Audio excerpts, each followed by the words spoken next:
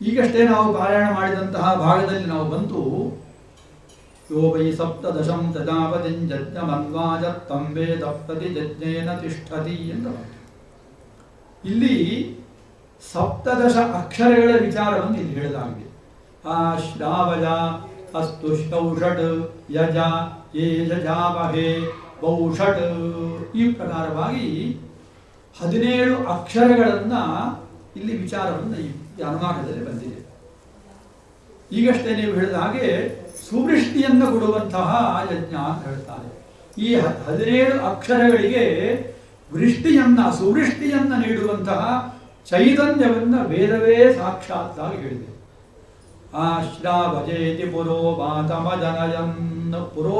ಅಜನಯನ್ ಅಸ್ತು ಷೌಷಡಿತ್ಯಭ್ರಗುಂ ಸಮಪ್ಲಾವಯನ್ ಮೋಡವನ್ನು ಯಜೇತಿ ವಿದ್ಯುತಮಜನಯನ್, ಯಜ ಅಂತ ಹೇಳಿದಾಗ ಮಿಂಚು ಬಂತು. ಯೇ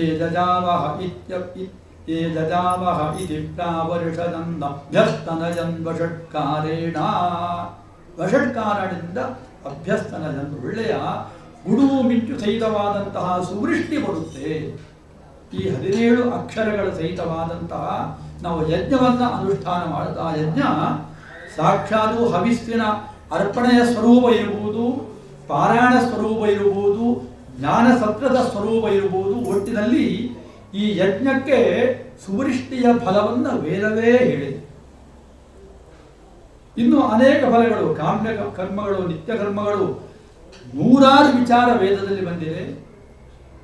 ಅದೆಲ್ಲವನ್ನೂ ಕೂಡ ಒಬ್ಬ ವೇದಜ್ಞನಾದವನ ಕರ್ತವ್ಯ, ಅದನ್ನು ತಿಳಿಬೇಕು. ನಿಷ್ಕಾರಣಂ ಷಡಂಗೋ ವೇದೋ ಅಧ್ಯಯನ, ಮೊದಲಿಗೆ ವೇದ ಸ್ವೀಕರಣ, ವೇದ ಅಕ್ಷರಗಳನ್ನು ಸ್ವೀಕಾರ ಮಾಡುವಂತಹದ್ದು. ಒಂದು ಶ್ಲೋಕ ಜ್ಞಾಪಕ ಬರ್ತದೆ, ವೇದ ಸ್ವೀಕರಣಂ ಪೂರ್ವಂ ವಿಚಾರ ಅಭ್ಯಸನಂ ಜಪಃ ತದ್ದಾನಂ ಚೈವ ಶಿಷ್ಯೇಭ್ಯ ವೇದಾಭ್ಯಾಸಸ್ತು ಪಂಚಧಾ ಅಂತ ಹೇಳ್ತಾರೆ. ವೇದಾಭ್ಯಾಸವನ್ನು ಅವರವರ ಅಧಿಕಾರ ಯೋಗ್ಯತೆಯನ್ನು ಇಟ್ಟುಕೊಂಡು 5 ವಿಧವಾಗಿ ಮಾಡಬೇಕಂತೆ. ಮೊದಲಿಗೆ ವೇದ ಸ್ವೀಕರಣ, ಇದು ಎಲ್ಲವೂ ಕೂಡ ನಿಷ್ಕಾರಣವೇ. ಈ 5 ಬಗೆಯ ವೇದಾಭ್ಯಾಸವೂ ಕೂಡ ಇದಕ್ಕೆ ಕಾರಣವೇ ಇಲ್ಲ, ನಿಷ್ಕಾರಣ. ಆದರೆ ಪೂರ್ಣವಾದ ಫಲ ಇದೆ. ವೇದ ಸ್ವೀಕರಣಂ ಪೂರ್ವಂ ವಿಚಾರ, ವೇದಾರ್ಥ ವಿಚಾರ. ಅಧೀತ ವೇದ ಮೀಮಾಂಸಾಯಾಂ ಅಧಿಕಾರಿ, ಮೀಮಾಂಸಾ ಶಾಸ್ತ್ರ ಬಂದು ಓದುವಾಗ ಅಥಾತೋ ಧರ್ಮ ಜಿಜ್ಞಾಸ ಅಂತ ಹೇಳ್ತಾರೆ. ಇಲ್ಲಿ ಯಾರು ಅಧಿಕಾರಿ, ಈ ಶಾಸ್ತ್ರವನ್ನು ಓದುವುದಕ್ಕೆ ಯಾರಿಗೆ ಅರ್ಹತೆ ಇದೆ ಅಂತ ಪ್ರಶ್ನೆ ಬರುತ್ತದೆ. ಅಧೀತ ವೇದ, ಯಾರು ಪೂರ್ಣವಾಗಿ ತನ್ನ ಶಾಖೆಯನ್ನು ಅಧ್ಯಯನ ಮಾಡಿದ್ದಾನೆ, ಗುರುಮುಖೇನ ಓದಿದ್ದಾನೆ, ಅವನೇ ಅಧಿಕಾರಿ.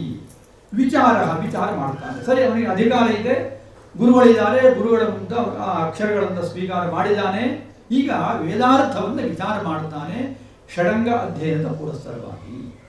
ಅಭ್ಯಸನಂ, ಕೇವಲ ವಿಚಾರ ಮಾಡಿದ್ರೆ ಸಾಕಾಗುವುದಿಲ್ಲ, ಪ್ರತ್ಯಹಂ ಅಭ್ಯಾಸ ಮಾಡಬೇಕು. ಅದನ್ನು ಧಾರಣಾಧ್ಯಯನ ಅಂತ ಹೇಳ್ತಾರೆ. ಮೊದಲಿಗೆ ಗ್ರಹಣಾಧ್ಯಯನ, ಅನಂತರದಲ್ಲಿ ನನ್ನ ಮೇಧಾಶಕ್ತಿಯಿಂದ ಅದನ್ನು ಗ್ರಹಣ ಮಾಡಿ ಅವಿಸ್ಮರಣೆಯಾಗಿ, ವಿಸ್ಮೃತಿ ಹೊಂದದ ಹಾಗೆ ಅದನ್ನು ಇಟ್ಟುಕೊಳ್ಳುವಂತಹದ್ದು. ಅದಕ್ಕೆ ಧಾರಣಾಧ್ಯಯನ, ಅದಕ್ಕೆ ಅಭ್ಯಾಸ, ಅದಕ್ಕೆ ಬ್ರಹ್ಮಯಜ್ಞ ಅಂತ ವೇದವೇ ಹೇಳಿದೆ.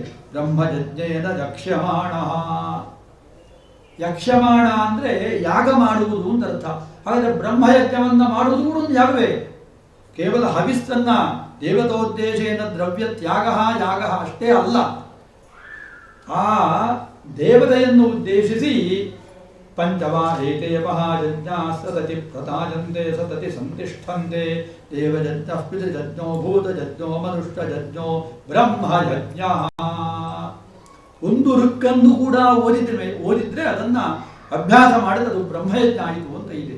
ದೇವತೆಗಳಿಗೆ ಹವಿಸ್ಸನ್ನು ಸಮರ್ಪಣೆ ಮಾಡುವುದು ದೇವಯಜ್ಞ, ಅತಿಥಿಗಳಿಗೆ ಸತ್ಕಾರ ಮಾಡುವಂತಹದ್ದು ಮನುಷ್ಯಯಜ್ಞ, ಭೂತಗಳಿಗೆ ಪಂಚಮಹಾಭೂತಗಳಲ್ಲಿ ನಮ್ಮ ಪೃಥಿವಿಯಲ್ಲಿ ನಾನಾ ತರದ ಭೂತ ಸಂಘ ಇದೆ, ಅವರಿಗೆ ಒಂದಿಷ್ಟು ಅನ್ನವನ್ನು ಕೊಡುವಂತಹದ್ದು, ನಮ್ಮ ಪಿತೃಗಳಿಗೆ ಸ್ವಧಾಕಾರವನ್ನು ನೀಡುವಂತಹದ್ದು, ಒಂದಾದರೂ ಋಕ್ಕನ್ನು ಜಪಿಸುವಂತಹದ್ದು ಪ್ರತ್ಯಹಂ. ಇದಕ್ಕೆ ಬ್ರಹ್ಮಯಜ್ಞ ಅಂತ ಹೆಸರು. ಇದೇ ಅಭ್ಯಸನಂ. ಜಪ, ವೇದಾರ್ಥವನ್ನು ನಾವು ತಿಳ್ಕೊಂಡಿದ್ದೇವೆ, ಅದನ್ನು ಜಪಿಸಬೇಕು. ಅಂದರೆ ಮನಸ್ಸಿನಲ್ಲಿ ಅನುಸಂಧಾನ ಮಾಡಬೇಕು ಅಂತ ಅರ್ಥ. ವೇದ ಅಕ್ಷರಗಳ ಅನುಸಂಧಾನ ಒಂದು, ವೇದಾರ್ಥದ ಅನುಸಂಧಾನ ಒಂದು, ಮುಂದಿನ ಹಂತದಲ್ಲಿ ಪ್ರಯೋಗ ರೂಪವಾಗಿ ಆ ವೇದ ಹೇಳಿದಂತಹ ಯಜ್ಞಾನುಷ್ಠಾನಗಳನ್ನು ಸಾಕ್ಷಾತ್ ಅನುಷ್ಠಾನ ಮಾಡುವಂತಹದ್ದು. ಇದು ಮೂರನೇ ಹಂತ. ಈ ರೀತಿಯಾಗಿ ಮಾಡುವಂತಹದ್ದು ಜಪ. ಇನ್ನು ತದ್ದಾನಂ ಚೈವ ಶಿಷ್ಯೇಭ್ಯ ಸ್ವಾಧ್ಯಾಯ ಪ್ರವಚನಾಭ್ಯಾಂ ನ ಪ್ರವದಿತವ್ಯಂ. ಸ್ವಾಧ್ಯಾಯ ತನ್ನ ಪಿತೃಪರಂಪರೆಯಿಂದ ಬಂದಿರುವಂತಹ ವೇದ ಶಾಖೆಯನ್ನು ಅಧ್ಯಯನ ಮಾಡುವುದಕ್ಕೆ ಸ್ವಾಧ್ಯಾಯ ಅಂತ ಹೆಸರು. ಯೋಗ್ಯ ಶಿಷ್ಯರಿಗೆ ಅದನ್ನು ಉಪದೇಶ ಮಾಡುವಂತಹದ್ದು, ಅದಕ್ಕೆ ಪ್ರವಚನ ಅಂತ ಹೆಸರು. ತದ್ದಾನಂ ಚೈವ ಶಿಷ್ಯೇಭ್ಯ ವೇದಾಭ್ಯಾಸಸ್ತು ಪಂಚಧ. 5 ವಿಧವಾಗಿ ನಾವು ವೇದಾಭ್ಯಾಸವನ್ನು ಮಾಡಬೇಕಂತೆ.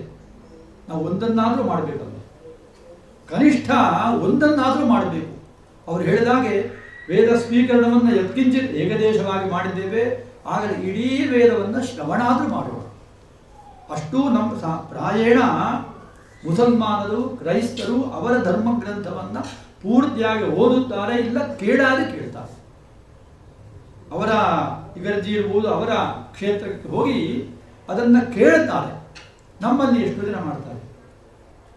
ಅಷ್ಟೂ ನಾವು ಹಿಂದೆ ಬಂದಿದ್ದೇವೆ ಅಂತ ಅರ್ಥ. ನಮ್ಮ ಋಷಿಗಳು ಕೊಟ್ಟಿರುವಂತಹ ಈ ಅಪೂರ್ವವಾದಂತಹ ಧನವನ್ನು ನಾವು ಬಿಟ್ಟು ಹಿಂದಕ್ಕೆ ಬಂದಿದ್ದೇವೆ. ಅದು ಆಗಬಾರದು. ನಾವು ಋಷಿಗಳ ಕಡೆಗೆ ನಮ್ಮ ಕಿವಿಯನ್ನು ಕೊಡಬೇಕು, ನಮ್ಮ ಕಣ್ಣಿನಿಂದ ಋಷಿಗಳನ್ನು ನೋಡಬೇಕು, ಅವರನ್ನು ಈ ವೇದಾರ್ಥವನ್ನು ತಿಳಿದು ಬುದ್ಧಿಯಿಂದ ಅದನ್ನು ಆಸ್ವಾದಿಸಬೇಕು. ಈ ಪ್ರಕಾರವಾಗಿ ವೇದಾಧ್ಯಾಯಿಗಳು ಓಡಾಡಿದ ಮನೆಯಿಂದ ಆ ವಾಯುವನ್ನು ನಾವು ಸನ್ಮರಿಂದ ಸ್ವೀಕಾರ ಮಾಡಬೇಕು. ಈ ರೀತಿ ಪಂಚಮಹಾಭೂತಗಳಿಂದ ನಾವು ಆ ಶಬ್ದ ಸ್ಪರ್ಶ ಎಲ್ಲ ರೂಪವಾಗಿ ನಾವು ಅದನ್ನು ಗ್ರಹಣ ಮಾಡಬೇಕು, ಅನುಭವಿಸಬೇಕು. ಇದು ಋಷಿಗಳು ಕೊಟ್ಟಂತಹ ಸಂಪತ್ತು ಎಂಬ ಭಾವನೆ ನಮ್ಮಲ್ಲಿ ಇರಬೇಕು. ಅದಕ್ಕೋಸ್ಕರ ಅದರ ಜಾಗೃತಿಗೋಸ್ಕರ ಒಂದು ಕಿಂಚಿತ್ ಪ್ರಯತ್ನ ವೇದಪಾರಾಯಣ ಪ್ರತಿಷ್ಠಾನ. ಈ ರೀತಿಯಾಗಿ 5 ಹಂತದಲ್ಲಿರುವಂತಹ ವೇದಾಭ್ಯಾಸವನ್ನು ನಾವು ದಿವಸವೂ ಕೂಡ ಮಾಡಲೇಬೇಕು, ಬಿಡಲೇಬಾರದು.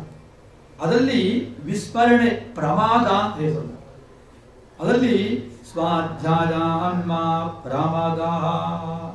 ಸ್ವಾಧ್ಯಾಯದಲ್ಲಿ ಪ್ರಮಾದ ಕದಾಪಿ ಬರಬಾರದು.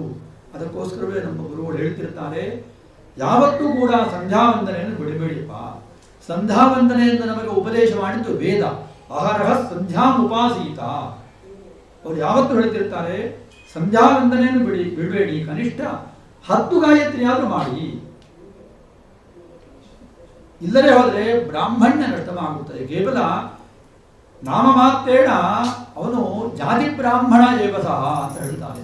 ತಪಶ್ರುತಾಭ್ಯಾಂ ಯೋಗೀನಃ ಜಾತಿ ಬ್ರಾಹ್ಮಣ ಏವಸಹ ಅಂತ ಅನೇಕ ವಾಕ್ಯಗಳಿವೆ. ಒಟ್ಟಿನಲ್ಲಿ ಆ ವೇದವನ್ನು ನಾವು ಸ್ವಯಂ ಧರಿಸಬೇಕು ಹೃದಯದಲ್ಲಿ. ಇಲ್ಲ, ಯಾರು ಹೃದಯದಲ್ಲಿ ಧರಿಸಿಕೊಂಡಿದ್ದಾರೆ ಅವರನ್ನು ನಾವು ಕರೆಸಿ ಅವರನ್ನು ಅರ್ಚನೆ ಮಾಡೋಣ, ಅವರಿಂದ ವೇದವನ್ನು ಶ್ರವಣ ಮಾಡೋಣ. ಈ ರೀತಿಯ ದೃಷ್ಟಿಯಿಂದ ಈ 1 ವಾರದ ಕಾಲ ಈ ಮನೆಯಲ್ಲಿ ಆ ಜ್ಞಾನಸತ್ರ ನಡೀತಾ ಇದೆ. ಇಂದಿನ ಈ ಪ್ರಥಮ ದಿವಸದಂದು ಪೂರ್ವಾಹ್ನಿಕ ಕಾಲದ ವೇದ ಪಾರಾಯಣ ಸಂಪನ್ನವಾಗಿದೆ. ಸ್ವಾರಸ್ಯದ ಪಾಠದಲ್ಲಿ ಈ ಪಾರಾಯಣವು ನಡೆಯುತ್ತದೆ. ಇದರಲ್ಲಿ ಪ್ರಥಮ ಕಾಂಡದ ಈ 6 ಪ್ರಶ್ನೆಗಳು ಇವತ್ತಿಗೆ ಸಂಪನ್ನವಾಗಿದೆ. ಮುಂದೆ ಅಪರಾಹ್ನ ಕಾಲದಲ್ಲಿ ಇದು ಮುಂದೆ ಪಾರಾಯಣ ನಡೆಯಲಿಕ್ಕಿದೆ. ಒಟ್ಟಿನಲ್ಲಿ ಚಾತುರ್ವರ್ಣ್ಯಂ ತಜೋವೇದಾಃ ಚತ್ವಾರಶ್ಚ ಆಶ್ರಮಾಃ ಪೃಥಕ್ ಭೂತಂ ಭವ್ಯಂ ಭವಿಷ್ಯಂಚ ಸರ್ವಂ ವೇದಾತ್ ಪ್ರಸಿದ್ಧ್ಯತಿ. ಈ ದೃಢತರವಾದ ವಿಶ್ವಾಸವನ್ನು ನಾವು ವೇದಪುರುಷನಲ್ಲಿ ಇಟ್ಟುಕೊಂಡು ನಾವು ಮುಂದುವರಿಯೋಣ. ನಮ್ಮ ಸಂಕಲ್ಪ ಅದು ಶಿವಸಂಕಲ್ಪವಾಗಲಿ, ಅದಕ್ಕೆ ಗುರುಗಳ ಪೂರ್ಣ ಅನುಗ್ರಹ ನಮಗೆ ಪ್ರಾಪ್ತಿಯಾಗಲಿ ಎಂಬುದಾಗಿ ಗುರುಗಳ ಪಾದಾರವಿಂದಗಳಲ್ಲಿ 2 ಮಾತುಗಳನ್ನು ಸಮರ್ಪಣೆ ಮಾಡುತ್ತಾ ಇಲ್ಲಿಗೆ ನಿರ್ಮಿಸುತ್ತಾ ಇದ್ದೇವೆ. ಹರ ಹರ ನಮಃ ಪಾರ್ವತೀಪತಯೇ ಹರ ಹರ